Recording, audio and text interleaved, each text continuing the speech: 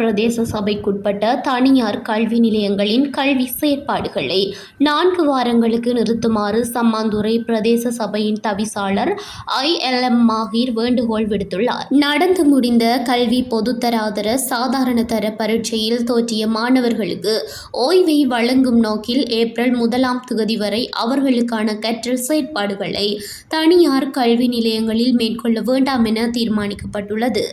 கடந்த 17ஆம் தேதி சம்மாந்துறை பிரதேச சபை, வலய கல்வி அலுவலகம், நம்பிக்கையாளர் சபை, தனியார் கல்வி நிறுவன உரிமையாளர்கள் மற்றும் சமூக சேவை அமைப்புகள் இணைந்து எடுத்த தீர்மானத்தின் அடிப்படையில் இந்த அறிவிப்பு வெளியிடப்பட்டுள்ளது.